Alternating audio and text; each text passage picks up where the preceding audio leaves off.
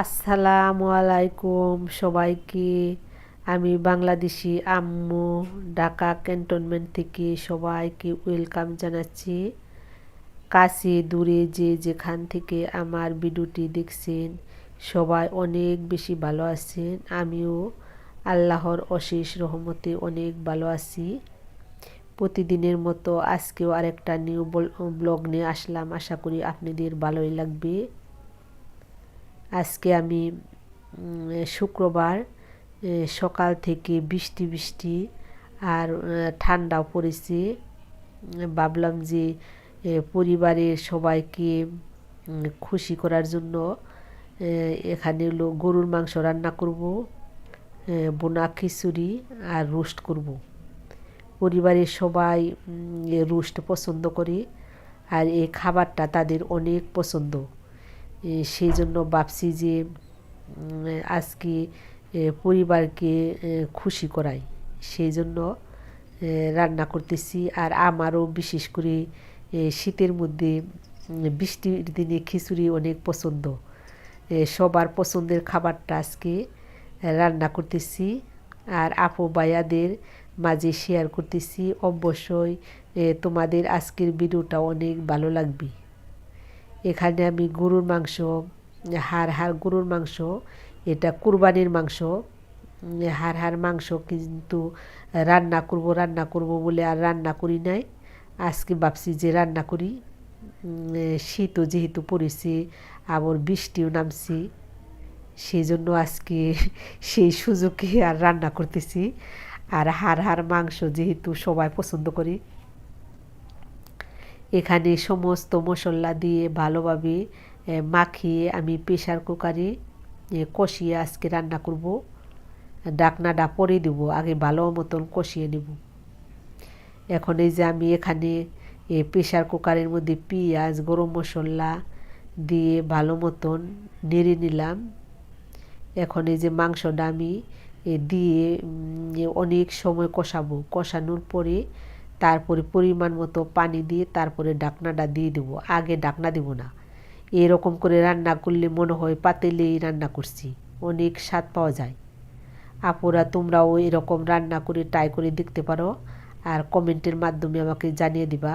কিন্তু প্রেসার কুকারের রান্না কিন্তু খারাপ হয় না, ভালোই হয়। আমার কাছে অনেক ভালো লাগে, রান্নাটাও তাড়াতাড়ি হয়ে যায়। আর এখানে চাউল ভুনা খিচুড়ি রান্না করব, সেই জন্য এখানে চাউল ডাল ভালো মতন পরিষ্কার করে ধুয়ে নিতেছি।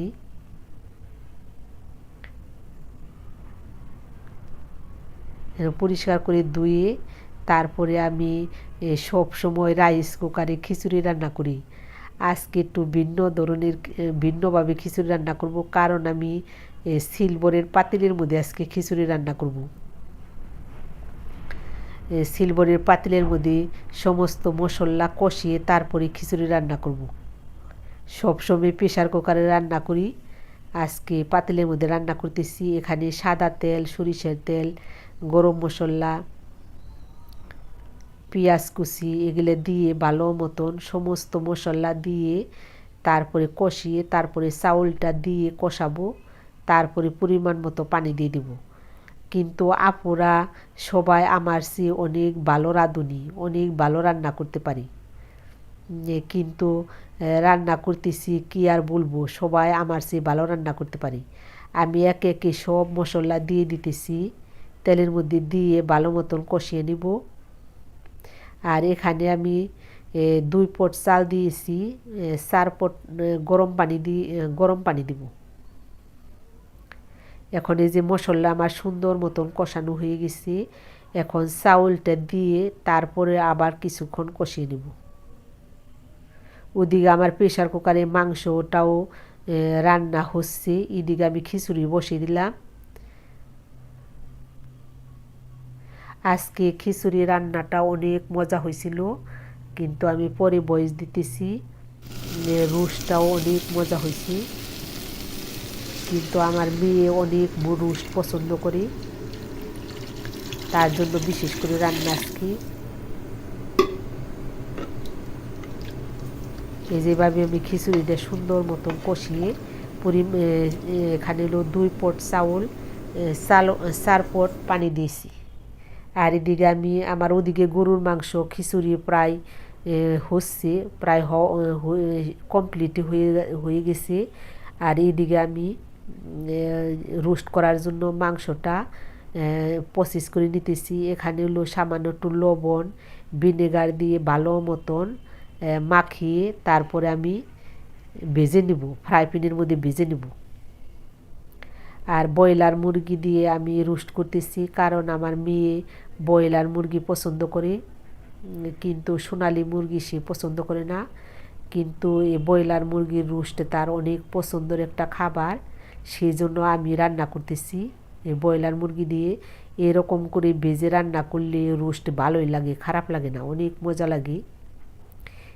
ওদিকে আমার গরুর মাংসটাও কমপ্লিট হয়েছে, এদিকে খিচুড়িটাও প্রায় হচ্ছে, আর কিছুক্ষণ পরে নামিয়ে নেব।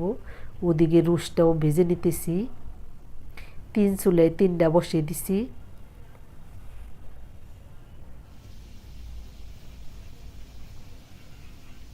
এই যে খিচুড়িটা হয়ে গেছে, আমি রোস্টটাও ভেজে নিতেছি সুন্দর করে।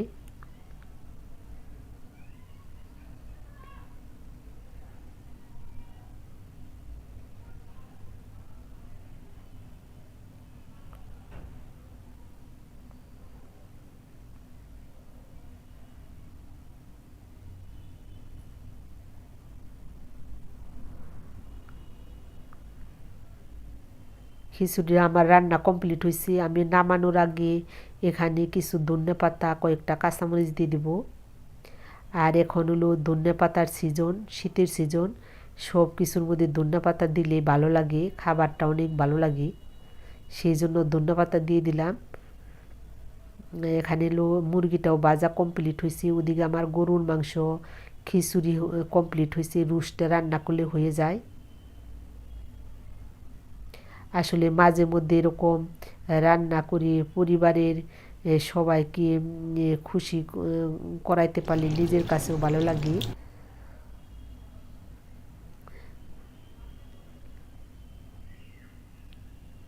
এদিকে আমার রোস্টটাও প্রায় কমপ্লিট,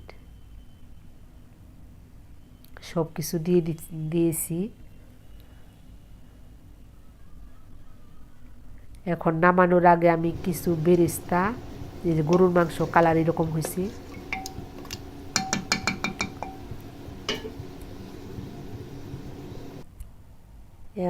এখন রোস্ট নামানোর আগে একটু বেরেস্তার সাথে একটু চিনি দিয়ে ভালো মতন মিশিয়ে নিব, তারপরে রোস্টের উপরে দিয়ে দিব। এভাবে রোস্টের উপরে দিলে অনেক রোস্টের স্বাদ আরও দ্বিগুণ বেড়ে যায়, অনেক ভালো লাগে খেতেও, অনেক ভালো লাগে, একটা ঘ্রাণ পাওয়া যায়। এই যে এখন আমি পেঁয়াজের বেরেস্তাটা দিয়ে দিলাম। এখন আমার সব কিছু রান্না কমপ্লিট হয়েছে। এখন টেবিলেও সব কিছু নিয়ে সবাই খাবার পরিবেশন করব।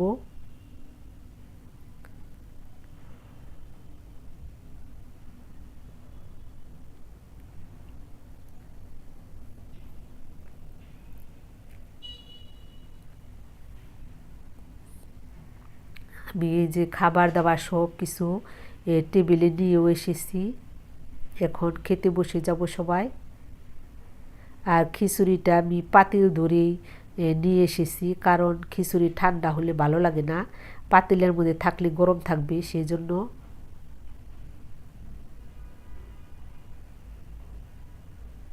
এই যে টেবিলে আমরা খেতেও বসে যাব এখন।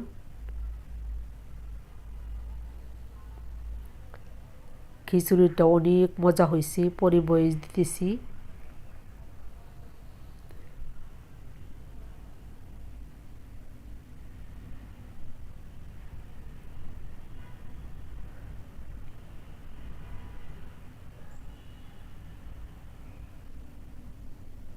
তোমার ভাইয়ার জন্য বেড়ে দিলাম, এখন আমি নিজের জন্য বাড়তেছি। সমস্ত কাজ কাম করে সব কিছু গুছগাছ করে এখন খাবার টেবিলে আসছি খাওয়ার জন্য। এই যে আমার জন্য বেড়ে নিতেছি। খেতে খেতে আপু ভাইয়াদের কাছ থেকেও বিদায় নিয়ে নিব। আবার দেখা হবে অন্য একটা ভিডিওতে। সে পর্যন্ত তোমরা সবাই ভালো থাকো, সুস্থ থাকো। এখানেই শেষ করছি। খোদা হাফেজ।